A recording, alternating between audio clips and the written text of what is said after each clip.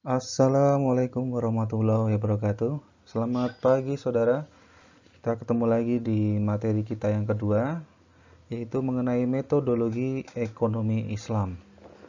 Mungkin jika kemarin ada beberapa di antara saudara yang menyampaikan ke saya kesulitan untuk mencari materi metodologi ekonomi Islam, terutama bagi kelompok yang presentasi hari ini. Nah, ini mungkin ada sedikit gambaran tentang metodologi ekonomi Islam. Nah, untuk materi ini sedikit banyak setelah saya pelajari dan saya baca, itu berhubungan dengan ilmu ketauhidan.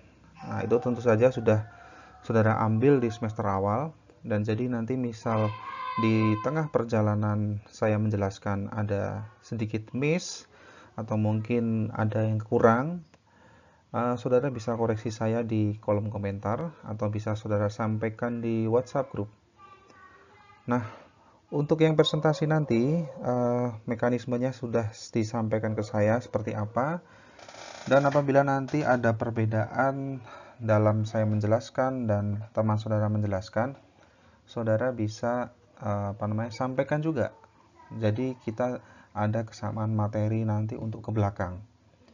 Memang untuk mata kuliah RB Rancang Bangun ini saya sudah mengampu 2 kali, dan alhamdulillah untuk saat ini untuk ilmu ketauhidan sedikit terupdate daripada pertama kali saya mengambil.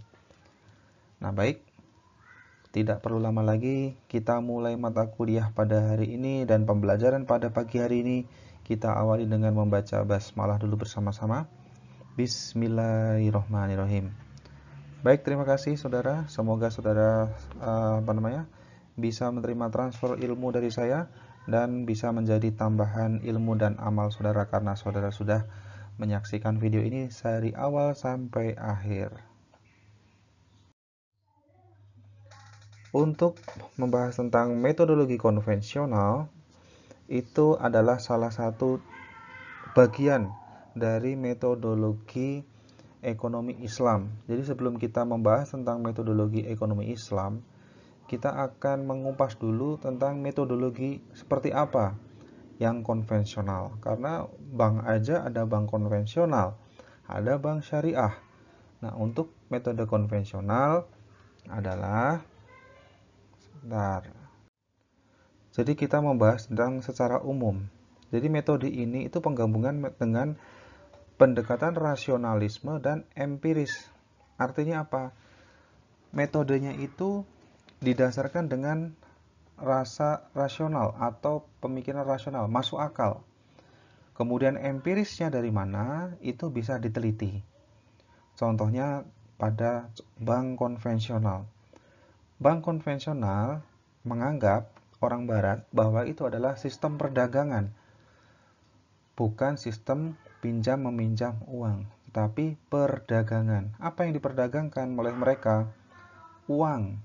Jadi ketika menggunakan prinsip perdagangan secara rasional, ketika saya menjual, seharusnya saya mengambil untung.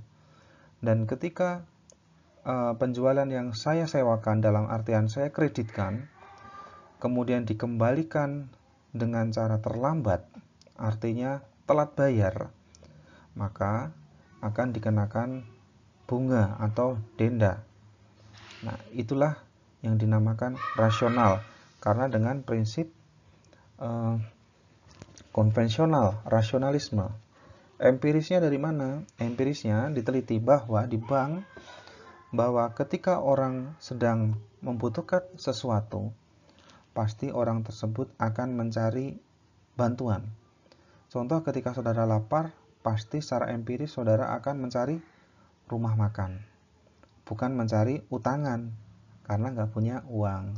Nah, itu mohon maaf, itu cuman dark joke. Nah, jadi empirisnya perbankan konvensional itu ketika seseorang membutuhkan bantuan atau tambahan dana, orang tersebut akan mencari bantuan dana. Ada beberapa orang yang meminjam dana ke tempat kerabat dan keluarga itu malu. Nah, akhirnya mereka mengajukan ke perbankan dengan jaminan asetnya. Nah, kebenaran yang diperoleh melalui scientific method ini itu disebut ilmu pengetahuan. Jadi yang saya sebutkan tadi itu ilmu pengetahuan. Pengetahuannya apa? Ketika orang membutuhkan, pasti orang akan mencari bantuan. Ketika ada penjualan, pasti di dalamnya mengandung margin. Jadi itu adalah pengetahuan yang sudah sahih dibuat oleh manusia. Bukan pengetahuan yang didasarkan atas dasar Al-Quran dan hadis. Bukan, ini masih membahas tentang konvensional. Nah, arti penting metodologi ekonomi ini dibagi nanti ada 4. Ini menurut Bloch dan Kahn dulu. Jadi kita ketahui dia mengatakan apa coba? Saudara bisa baca sendiri dulu. Jadi menurut Bloch dan Kahn, itu metodologi itu membahas tentang secara kritis tentang konsep, teori, dan prinsip-prinsip dasar penalaran.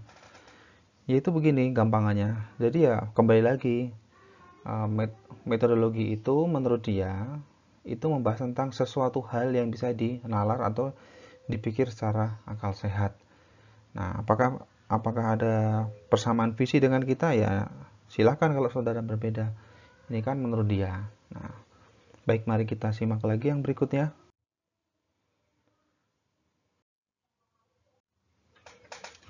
Nah, jadi dalam wujud praktisnya, metodologi itu menghasilkan gambaran mengenai realita yang ada yang diwujudkan dari hubungan suatu variabel dengan variabel lainnya. Nah, kalau saudara saat ini sedang menyusun draft skripsi, saudara ketika akan membuat penelitian, pasti akan terdiri dari beberapa variabel. Nah, metodologinya seperti apa? Cara penelitiannya menggunakan apa? Apakah saudara menggunakan SEM, atau saudara menggunakan PLS, atau menggunakan EVIUS dan yang lain-lain metodologinya. Caranya, kemudian sebelum saudara menyimpulkan hipotesa, saudara akan meneliti beberapa variabel yang berhubungan dengan variabel lainnya. Variabel H1, variabel H2, kemudian apakah antara variabel satu dengan yang lain itu ada hubungannya. Nah, itu maksudnya ada variabel intervening, jadi yang menghubungkan. Nah, itu hubungan intervening antar variabel akan menjadi sebuah simpulan baru, hipotesis baru. Apakah hipotesanya itu diterima atau ditolak? Nah, dengan metodologi ini kita akan mengetahui hubungan ekonomi terhadap Al-Quran dan hadis. Nah, kalau secara konvensional, maka dia akan berhubungan dengan rasionalitas yang berhubungan dengan rasional. Tapi ketika kita menghubungkan dengan metodologi ekonomi, maka kita akan meneliti variabel-variabel yang menjadi dasar suatu kesimpulan itu. Kemudian dari variabel tersebut terbentuklah suatu hukum atau teori dalam ekonomi Islam atau rancang bangun ekonomi ini. Nah, untuk rancang bangun ini akan kita bahas mendalam di pertemuan besok, pertemuan minggu depan. Nah, sekarang kita membahas fundamentalnya dulu. Apa toh yang mendasari dari sebuah rancang bangun ekonomi Islam? Nah, ini metodologinya ini yang kita bahas pada saat sekarang. Nah, dalam pandangan Islam, metodologi ini harusnya suatu keharusan. Kenapa? Karena sudah kita ketahui dan sudah kita buktikan bahwa ajaran dalam prinsip Islam yang tertuang dalam Al-Quran hadis itu semuanya berisi kebenaran. Dalam Al-Quran sudah menjelaskan ribuan tahun yang lalu terhadap gejala atau fenomena yang terjadi di masa sekarang. Seperti ketika nanti di Arab mulai turun hujan, turun salju, kemudian tanda-tanda kiamat sudah mulai nampak seperti apa, banyak orang yang laki-laki menyerupai perempuan, Nah, apakah di zaman Nabi dulu juga menyebutkan bahwa ada laki-laki yang menyerupai perempuan sudah semakin banyak? Apakah Al-Quran sudah waktu itu sebelum diturunkan fenomenanya sudah banyak? Ya mungkin di masa kaum Nabi Lut, saya tidak hafal untuk sejarah, sudah banyak. Apalagi kaum Sodom dulu juga pada saat itu eh, sudah banyak juga, dan turunlah suratnya, saya tidak hafal suratnya saya lagi, bahwa nanti di tahun berapakah itu akan semakin banyak yang seperti kaum Sodom. Nah, terbukti kan sekarang LGBT banyak banget, dan bahkan beberapa negara melegalkan LGBT. Nah, jadi dapat kita ambil kesimpulan bahwa ketika kita akan membuktikan prinsip ajaran dari Islam dengan metodologi, maka sudah seharusnya, karena ketika seorang ulama akan menjelaskan di depan para jamaah, dia harus mempunyai dasarnya. Dasarnya mengerjakan sholat. Nah, ayat ini dasarnya menjauhi larangannya untuk tidak berjudi dan meninggalkan riba. Dasarnya apa? Ada. Nah, itulah yang dinamakan metodologi. Supaya apa? Supaya tidak menghindari perbedaan pendapat dan mengikuti kebenaran dari yang sudah tertuang dalam Al-Quran. Nah, jadi kurang lebihnya begitu. Nah, ini surat yang mendasari dari metodologi pandangan Islam. Coba saudara baca dulu. Nah, sudah saudara baca, coba saudara pahami dan resapi dari arti surat An-Najm ayat 53. Di kata-kata al-haq. Ini yang saya highlight. Nah, minal haq. Kata al-haq di sini adalah ilmu pasti yang bisa menjadi dasar atas keyakinan dan ia tidak bermakna selain itu. Ini dasar yang mana? Dasar dalam metodologi pandangan Islam itu ilmunya adalah hak atau hakiki. Jadi untuk menghindari persangkaan yang tidak benar terhadap kebenaran suatu hukum Al-Quran atau hukum agama Islam, maka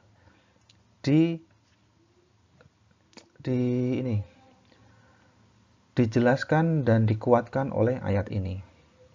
Nah, jadi kalau metodologi ekonomi Islam itu merupakan keharusan bagi kita, terutama untuk para ulama, ustadz, dan sebagainya, ketika akan melakukan sebuah penelitian, itu sifatnya wajib agar menghindari persangkaan dari orang bahwa ilmu yang kita sampaikan atau variabel yang kita sampaikan itu tidak ada kebenaran dan dasarnya.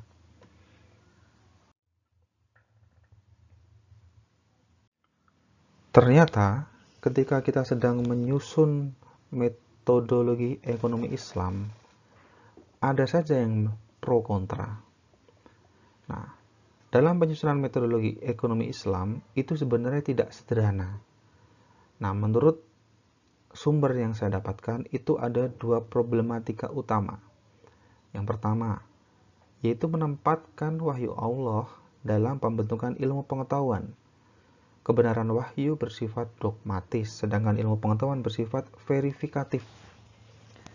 Nah, jadi kalau kebenaran wahyu itu sudah didogma atau sudah didoktrin bahwa kebenaran ya itulah yang benar, bahwa kehidupan setelah mati itu ada,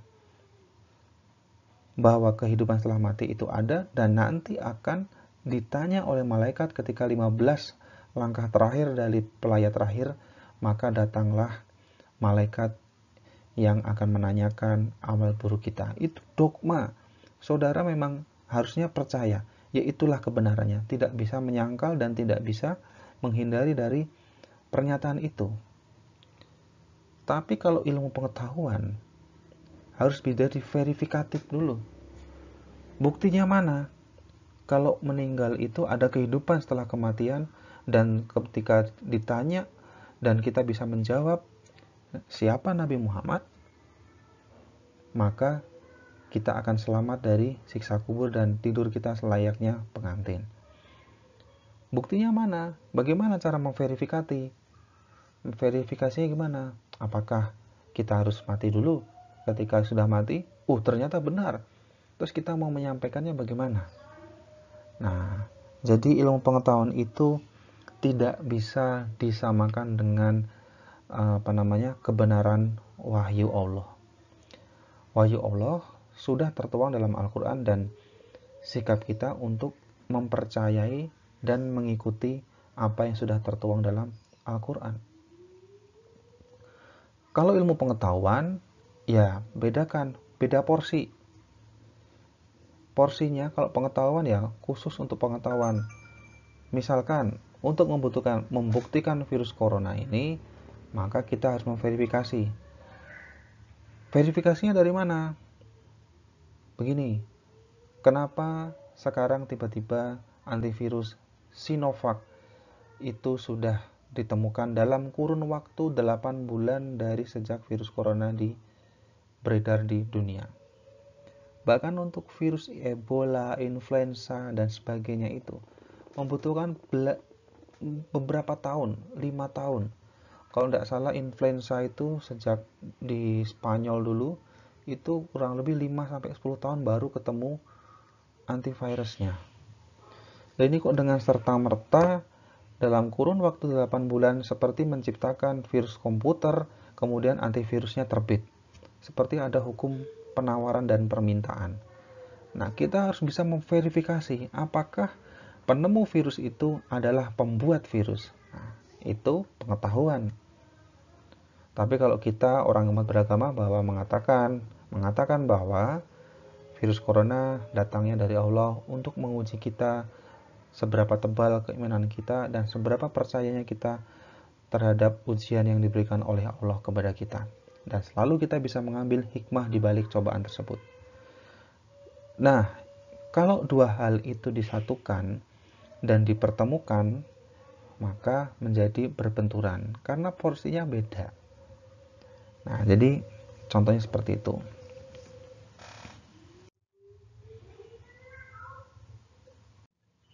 Kemudian dalam metodologi penelitian Islam, itu ada yang namanya metode Mashhudul Alam Chowdhury. Wah, bahasanya rada keriting ya. Jadi dikenal dengan konsep suratik proses. Di sini menyatakan bahwa sumber utama dari pengetahuan, primordial stock of knowledge adalah Al-Quran. Jadi semua yang terjadi di dunia ini, semua ilmu apapun, kita bisa membedahnya di dalam Al-Quran. Al-Quran sudah menunjukkan dan sudah membuktikan kepada kita terhadap fenomena yang terjadi sekarang, sudah terekam dan tertulis ribuan tahun bahkan sebelum kejadian itu terjadi. Nah, kemudian as-sunnah sebagai sumber ilmu pengetahuan berikutnya. Jadi dasarnya itu Al-Quran. Kemudian sunnahnya itu ilmu pengetahuan berikutnya. Nah, dari mana kita mengetahui sunnah?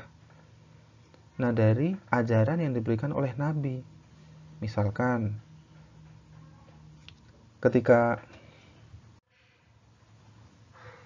kita mengerjakan sesuatu hal, itu selalu mendahulukan dengan tangan kanan. Ya kan? Misalkan pada saat makan, pada saat menggunakan sendal. Nah, orang tua kita zaman dulu mengatakan kalau pakai baju tangan kanan dulu, kalau keluar rumah kaki kanan dulu, keluar dari masjid kaki kiri, kemudian kalau makan menggunakan tangan kanan. Jadi mohon maaf yang tangannya kidal, ini bukan penjustifikasi, tapi ini saya membicarakan sunnah. Nah, kenapa kita harus mempercayai Nabi Muhammad dalam mengerjakan sunnah? Kenapa coba? Nah, sebenarnya sudah disebutkan dalam surat Al-Ahzab ayat 21. Yang artinya, sesungguhnya telah ada pada diri Rasulullah itu suri teladan yang baik bagimu, yaitu bagi orang yang mengharap rahmat Allah dan kedatangan hari kiamat, karena dia banyak menyebut Allah. Nah, jadi ini sumber pengetahuan berikutnya. Apakah disebutkan dalam Al-Quran? Tidak.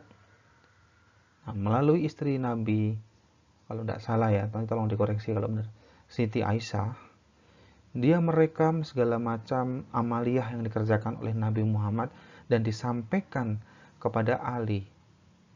Nah, ketika disampaikan, maka itu menjadi sunnah yang harus dikerjakan.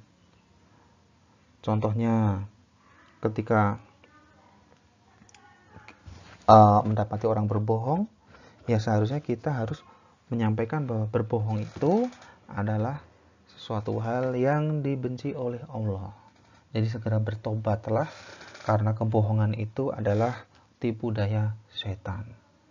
Nah, itu as-sunnahnya. Kemudian ijtihad. Jadi metode penentuan hukum manakala Al-Quran dan hadis tidak mengaturnya. Lalu siapa yang mengaturnya kalau begitu? Ketika di Al-Quran tidak ada dan di hadis tidak ada, lalu siapa yang mengaturnya? Ini setahu saya lagi, jadi 3 salah, mohon dikoreksi. Contohnya, ketika beberapa organisasi sedang membingungkan masalah penentuan 1 Syawal, ya enggak? Ada kubu ini mengatakan, kubu ini mengatakan. Ini di Al-Quran tidak disebutkan, di hadis juga tidak ada. Tapi melalui mekanisme sekarang, perembukan untuk masalah penentuan 1 Syawal ditentukan oleh beberapa ulama yang nanti akan diproklamirkan atau disampaikan oleh Kementerian Agama. Nah, mungkin ada organisasi yang lain mengatakan, oh tidak, kami mempunyai tanggalan hisab sendiri berdasarkan dari suku Maya misalkan. Ya monggo, kita mau mengikuti pemerintah atau mengikuti kepercayaan kita sesuai organisasi kita, monggo silakan. Jadi ini memang ijtihad. Jadi ada kebingungan antara Al-Quran dan hadis karena tidak mengaturnya. Ada lagi yang fenomenal, yaitu masalah bayi tabung. Apa sudah disebutkan di Al-Quran, ketika orang tidak mempunyai anak, maka ada cara yang lebih canggih, yaitu menggunakan bayi tabung. Apakah bayi dimasukkan ke dalam tabung? Nah, itu setelah dilakukan metodologi oleh MUI, kemudian berdasarkan literatur dan berdasarkan penelitian dan aspirasi dari masyarakat, maka sudah diputuskan bahwa bayi tabung itu solusi bagi permasalahan kesuburan pasangan yang memang tidak bisa memiliki keturunan. Karena keturunan pun juga sudah diatur dalam Al-Quran. Ketika engkau mempunyai 2 anak perempuan, maka jaminan surga menantimu, katanya loh ya. Saya hanya menyampaikan. Jadi kalau kita nggak mempunyai keturunan, lalu dari mana? Bagaimana kita akan mendapatkan surganya? Bagaimana kita akan mendapatkan doa dari anak yang soleh, yang solehah? Sementara kita tidak mempunyai keturunan. Nah, maka dari sini ada solusi namanya bayi tabung. Kemudian metode induksi akan menghasilkan kesimpulan yang lebih operasional sebab ia didasarkan pada kenyataan empiris. Jadi ini sebenarnya solusi dari sebuah perdebatan antara konvensional dan syariah. Jadi dengan dasar ijtihad tadi, kita akan membuat suatu variabel dengan keadaan yang terjadi di sekarang ini. Sehingga dari hasil variabel tadi memberikan keputusan bahwa metode induksi ini memberikan jawaban dari Mashhudul Alam Qawudri tadi. Nah, jadi ini jalan tengah dari As-Sunnah dan Al-Quran.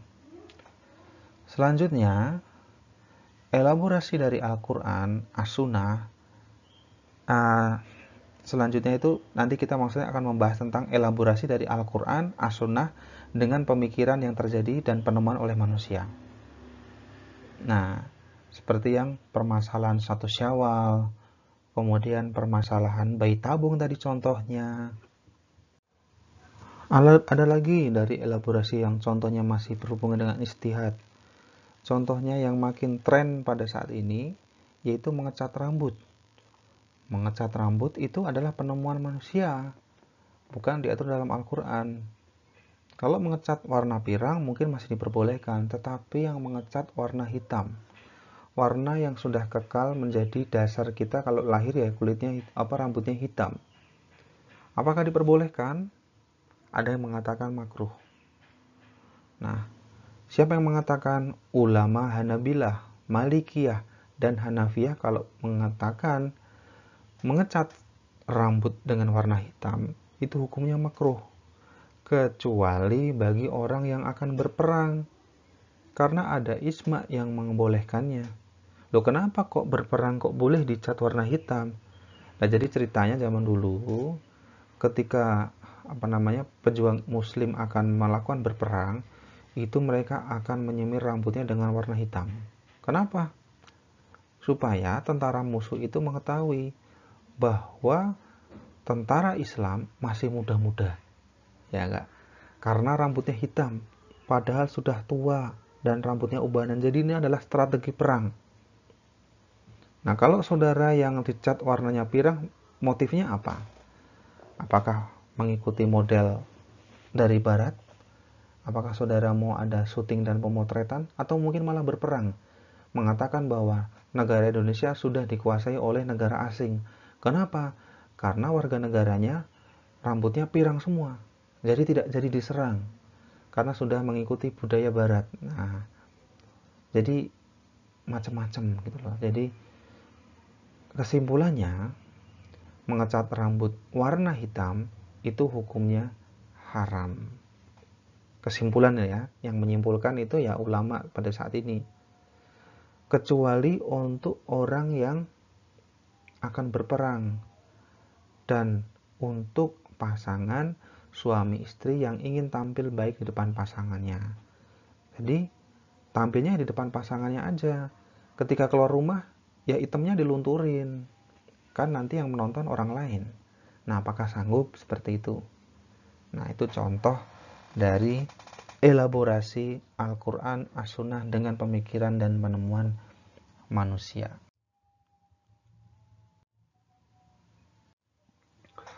Nah, untuk yang ini di skip aja karena ini metode yang lain dari Fahim Khan.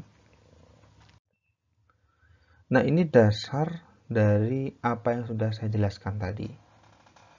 Jadi ini dasarnya surat Al-Baqarah ayat 276. Kita baca.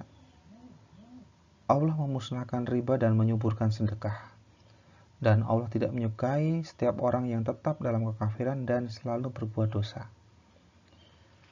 Yang mengatakan riba itu boleh siapa? Nah, ini loh sudah disebutkan dalam surat Al-Baqarah ayat 276. Allah tidak menyukai riba. Kalau menyukai riba, maka Allah akan menyuburkan riba dan memusnahkan sedekah. Tapi ini dibalik. Memusnahkan riba dan menyuburkan sedekah. Karena apa? Karena menurut Allah, bahwa kegiatan riba ini adalah orang yang tetap dalam kekafiran atau berbuat dosa. Nah, ilmu Al-Quran jelas menjelaskan karena berkata selalu benar. Kenapa kok dikatakan kegiatan pinjam-meminjam itu riba? Nah, di sini saya lebih concern karena gini gampangannya. Kebetulan kan sekarang sedang corona. Apakah saudara mengetahui setahun yang lalu aja deh akan terjadi pandemi yang luar biasa dan saudara akan terwujud mimpinya untuk kuliah tetapi rasanya libur. Kuliah tapi tidak perlu mandi, kuliah tapi itu hanya nonton laptop, kemudian nonton YouTube seperti sekarang ini, dan absensi sambil tiduran, sambil jalan perlu tinggal absensi pencet klik hadir, maka sudah saudara terakui hadir dalam mata kuliah. Ini sebenarnya mimpi mahasiswa sejak zaman dulu, tapi terwujud di eranya saudara. Nah, apakah bisa diramalkan hal ini? Tidak. Nah, contohnya, kenapa Allah mengatur untuk menghindari riba? Nah, orang yang melakukan kegiatan kredit pada setahun yang lalu, dia berpikir bahwa saya bisa membayar. Karena apa? Karena dari cash flow saya, marginnya masih cukup untuk melakukan pembayaran hutang atau kredit. Sementara uang yang akan saya kucurkan itu dari bank, akan saya gunakan untuk membuka cabang baru atau ekspansi usaha. Dengan ekspansi usaha, maka laba yang saya dapatkan maka akan bertambah minimal 1,5 sampai 2 kali lipat dari laba saat ini. Dengan logika sederhana, maka saya akan sanggup dan mampu untuk membayar cicilan angsuran. Ya enggak? Itu logika manusia. Tapi apa yang terjadi di bulan Maret 2020? Boom. Apa? Corona meledak di mana-mana. Semua sektor pariwisata ditutup dan semua sektor usaha menurun drastis grafiknya. Maka OJK memutuskan untuk relaksasi kredit atau kredit vacation. Artinya pembebasan pembayaran hutang sementara dan restrukturisasi hutang untuk jangka waktu beberapa bulan ke depan sehingga bisa mengecilkan nilai angsuran. Tapi apakah pertumbuhan net investment pastunya itu, maksudnya yang tertunggak, itu berkembang baik? Tidak. Walaupun sudah diberikan kompensasi oleh pemerintah, tetap saja banyak yang belum bisa membayar angsuran bukan karena karakternya, tetapi karena kondisi keuangan usahanya sedang benar-benar melesu. Nah, kalau kondisi keuangan melesu, apakah saudara bisa membayar hutang? Ketika tidak bisa membayar terus, maka berujung pada penyitaan. Yang dulunya punya rumah menjadi tidak punya rumah. Yang dulu punya sepeda motor, karena resesi saat ini, maka sepeda motor saudara akan ditarik oleh leasing atau pihak pemberi kredit. Sakit nggak rasanya? Sudah motor dibawa kemana-mana, kenangannya banyak,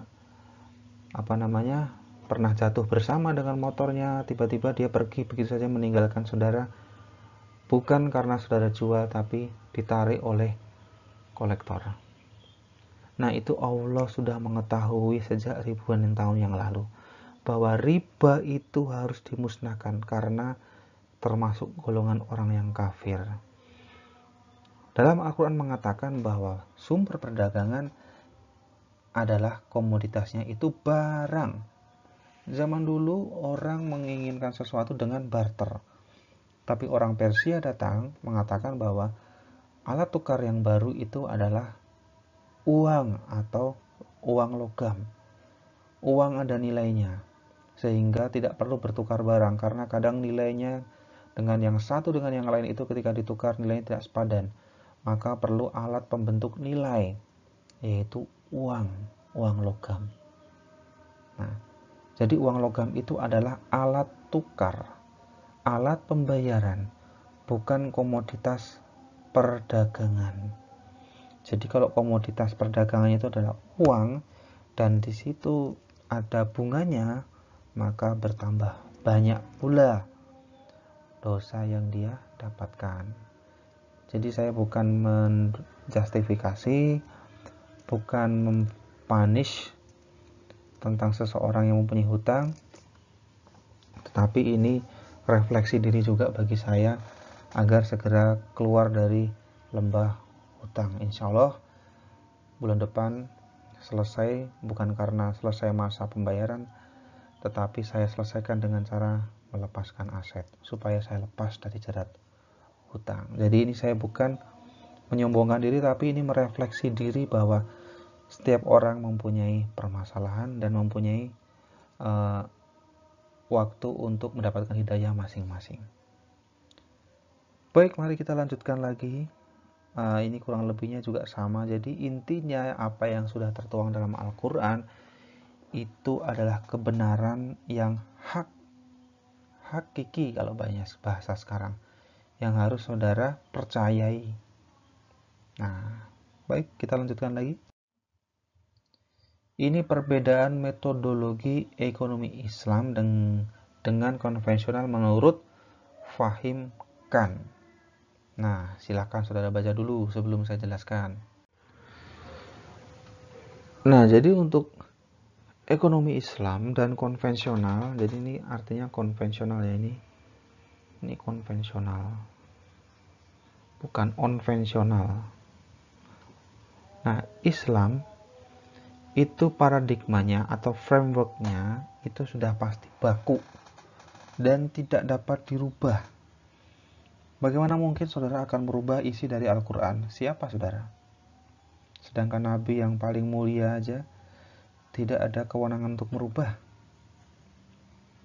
Nah, ekonomi Islam ini cenderung menggunakan metode induktif, meskipun tetap kadang menggunakan metode deduktif.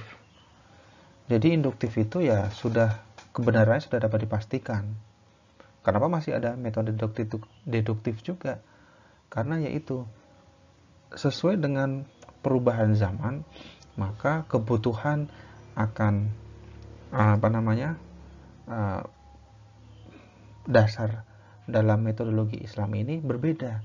Tadi contohnya ketika penyemiran rambut, bayi tabung, sambung rambut, kemudian eyelash yaitu penambah pemanjang bulu mata, kemudian tanam benang dan sebagainya. Apakah dalam zaman Nabi dulu ada praktik tanam benang? Nah, katanya sih untuk memperbaiki estetika wajah. Nah, kalau orangnya dari lahir memang begitu, mau dirubah bagaimana lagi? Kecuali orang tersebut habis kecelakaan, maka estetikanya harus diperbaiki. Nah, kalau orang yang normal saja mau memperbaiki estetika yang mana? Ya, orang lain-lain lah. Jadi itu pendapat masing-masing. Nah, masalah ekonomi Islam itu selalu berkaitan dengan penciptaan falah. Apa itu falah? Nah, itu yang berhubungan dengan surganya Allah. Jadi itu berhubungan dengan membicarakan masalah akhirat lah. Jadi ini masalah jangka panjang. Jadi ekonomi Islam itu selalu berkaitan dengan jangka panjang ketika di akhirat. Nah, contoh ketika kita mengerjakan sunnah, maka akan mendapatkan ampunan karena kita mengerjakan sunnah itu sesuai dengan ajaran Nabi, maka kita akan mendapatkan syafaat dari Nabi. Nah, itulah yang dinamakan berkaitan dengan penciptaan falah, berhubungan dengan masa nanti, bukan sekarang. Sekarang itu cuma sebentar, tapi kalau besok kekal abadi selamanya, yaitu kita boleh menyebutkan bahwa ekonomi Islam itu berhubungan dengan falahnya. Karena ya untuk sampai nanti, bukan untuk masa yang sekarang. Nah, untuk konvensional bagaimana? Nah, sudah jelas bahwa konvensional itu dibangun atas paradigma dasar yang dapat dipertanyakan dan dapat berubah. Jadi saya tidak menyinggung kitab agama lain. Tapi saya pernah tinggal cukup lama di daerah yang mayoritas itu Nasrani, yaitu di kota Manado. Mungkin ada sekitar 4 tahun sampai 5 tahun saya tinggal di sana. Itu ketika seorang jamaah menemukan suatu perbedaan dalam Bible, maka dia akan membuat kelompok jamaah baru, kemudian membuat ajaran baru yang masih Kristen, tetapi menyempurnakan isi dari Bible. Jadi Bible itu disempurnakan oleh manusia. Mungkin karena mendapatkan wahyu kali ya menurut dia. Jadi sesuaikan dengan logikanya. Oh, ini nyambung dengan sekarang, maka ini sudah tidak relevan. Bible yang dibawa oleh Nabi, saya mungkin salah ya, kalau salah dibenarkan. Nabi Isa zaman dulu dengan yang sekarang sudah tidak relevan. Nah, karena tidak relevan maka harus saya sempurnakan. Gitu. Nah, jadi tidak bisa dipercayai bahwa kita mau percaya sama Bible yang mana. Nah, di sana ada yang menganut kepercayaan bahwa seseorang harus berpuasa karena metabolisme tubuh itu harus istirahat, maka terbentuklah ajaran Advent. Nah, itulah lain-lain. Nah, itu yang namanya konvensional, contoh dari keberagaman aja. Kemudian, ekonomi konvensional itu cenderung menggunakan metode deduktif. Bahkan asumsi yang digunakan bersifat spekulatif. Apa itu contohnya? Deduktif dan spekulatif. Ya, contoh gampangannya, ekonomi konvensional itu adalah membuka cabang, membuka usaha baru. Kalau nggak ada dananya, maka harus mengajukan dana ke perbankan. Deduktif itu masuk akal. Spekulatifnya di mana? Tapi dengan catatan, selama 5 tahun ke depan, pada masa saat saya mengangsur pinjaman, saya harus bisa memastikan diri bahwa saya tidak terlambat dalam membayar hutang plus bunganya. Dan harus bisa membayar di tanggal yang sama. Tidak peduli usaha saya laris atau sepi. Apakah itu yang dinamakan spekulatif? Karena kita nggak tahu dan kepastian apa yang akan terjadi di depan nantinya. Kemudian menurut perbedaan itu ada pemisahan dimensi normatif dengan positif. Kemudian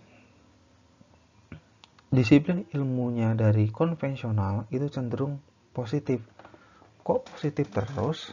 Kira-kira kenapa kok positif terus? Kalau positif ini saya menginterpretasikan sebagai respons masyarakat ketika menemui ajaran ekonomi Islam atau ekonomi konvensional. Jadi positif apa? Positif menolak karena mereka bertentangan dengan apa yang mereka yakini gitu. Nah, jadi positif yang di sini artinya tidak sesuai dengan harfiahnya, tapi positif menolak karena tidak sesuai dengan kebiasaan. Misalkan ketika memberikan makanan itu ya seharusnya dengan tangan kanan, dan seharusnya ketika sudah diberikan kepada konsumen maka kita harus mengucapkan kata terima kasih. Nah, apakah itu sudah terjadi? Terkadang enggak. Nah, itulah perbedaan metodologi ekonomi Islam. Kemudian dalam metodologi ulhaq, apalagi nih? Jadi metodologi ekonomi Islam itu bertumpu pada dua hal mendasar, yaitu pemahaman kritis tentang Al-Quran dan As-Sunnah. Nah, makanya dengan istiqma tadi menciptakan metode kreatif dan inovatif sepanjang tidak bertentangan dengan Al-Quran. Ya tadi contoh gampangnya tentang bayi tabung tadi. Nah, selama itu tidak bertentangan dan itu dikarenakan masalah kesehatan, maka diperbolehkan. Nah, jadi kurang lebihnya begitu. Jadi menurut metode Monster-Kaff, bukan monster ya, tapi Monster-Kaff. Nah, dia itu mengatakan seharusnya metode ekonomi Islam itu kombinasi antara deduktif dengan retrospektif. Retrospektif itu dihasilkan teori-teori ekonomi Islam yang memiliki sandaran rasionalitas yang kokoh tapi tetap realistis. Contohnya, apa yo? Anda bisa menjawab enggak? Contohnya, ketika menyemir rambut tadi aja deh, gampangannya. Ketika menyemir rambut, kemudian saudara terlihat lebih muda dan itu tidak di masa perang, mungkin muka saudara itu terlihat lebih muda puluhan tahun daripada aslinya, maka ketika terjadi bahasa Indonesia cegatan pemberhentian kendaraan karena ada kegiatan operasi tilang. Nah, itu panjang bener ya, padahal cukup ngomong cegatan. Nah, Nah, itu ketika rambut saudara hitam dan ada operasi lalu lintas, maka saudara menunjukkan SIM STNK, polisi tidak percaya. Karena apa? Ya, tidak rasional. Loh, ini masih muda kok sudah mempunyai SIM, pasti dulu SIM-nya nembak ya. Padahal memang usianya udah tua, udah ada ubannya. Nah, jadi harus disarankan dengan sandaran rasionalitas, tetapi tetap realistis. Jadi realistisnya dari mana? Realistisnya ya kalau sudah tua sewajarnya rambutnya hitam. Kalau untuk menyenangkan pasangan suami istrinya ya cukup disenangkan di rumah saja. Jadi ketika nanti saudara melakukan kegiatan di luar, maka ya harus dikembalikan lagi ke wujud aslinya. Itu yang dinamakan retrospektif dalam metode Monser Curve.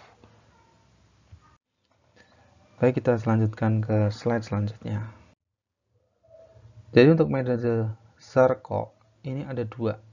Nah, nanti sekaligus di slide terakhir. Nah, jadi kita 15 slide untuk saat ini. Zarco itu siapa? Itu Muhammad Zarco tahun 92, itu bukan lahiran tahun 92, tetapi dia mengeluarkan teori ini tahun 92, yaitu menjelaskan bahwa ekonomi Islam itu terdiri dari 3 kerangka metodologi.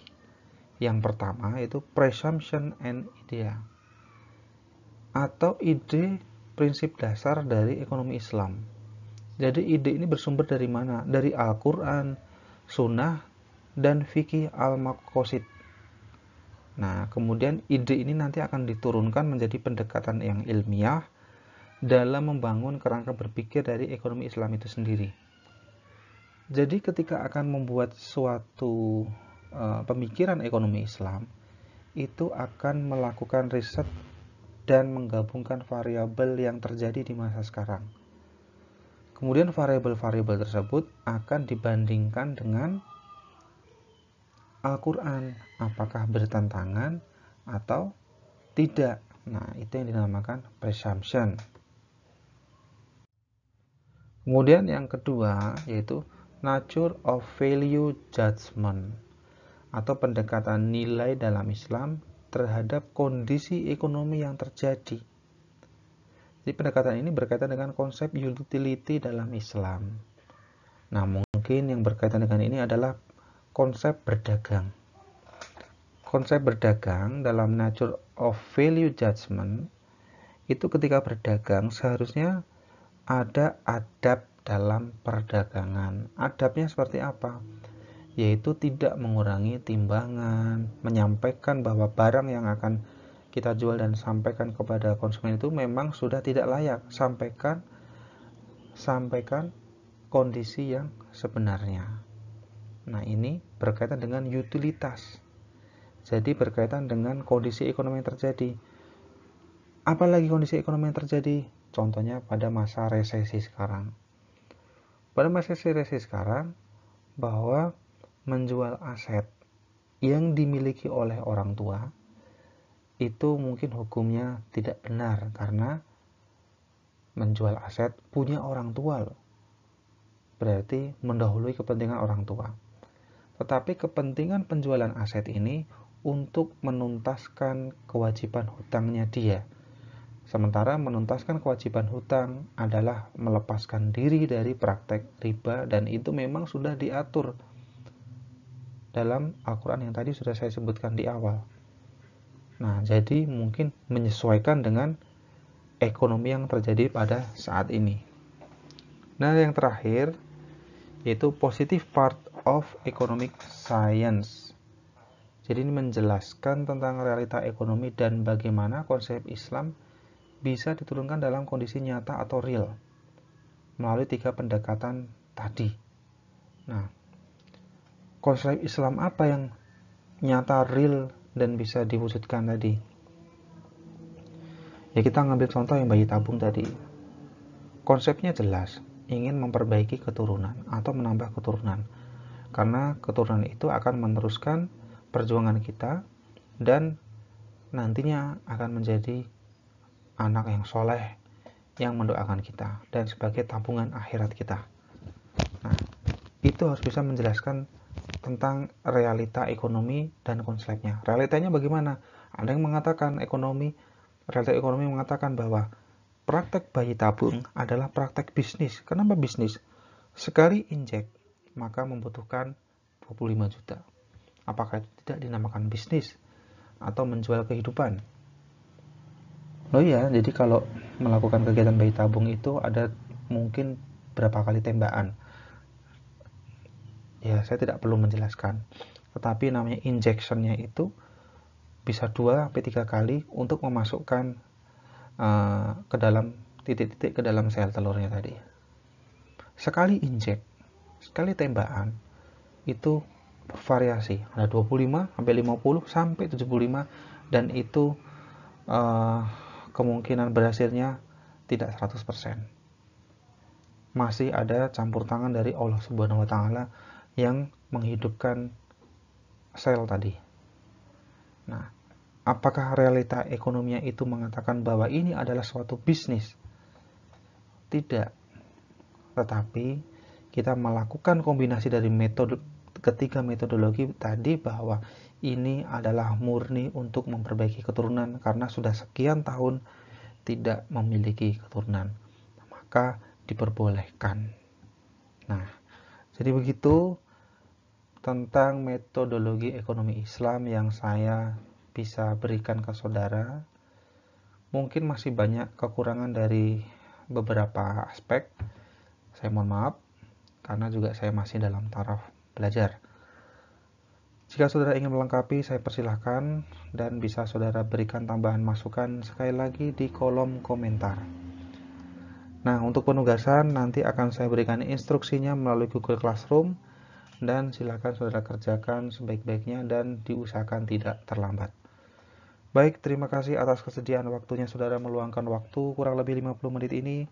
Semoga kesediaan waktu itu bisa menjadi amal baik saudara, karena sudah mau untuk menambah dan mengupgrade ilmu di masa yang sedang pandemi ini. Baik, terima kasih. Sampai bertemu di pertemuan selanjutnya dengan materi berikutnya. Saya tutup untuk sesi kali ini. Terima kasih. Assalamualaikum warahmatullahi wabarakatuh.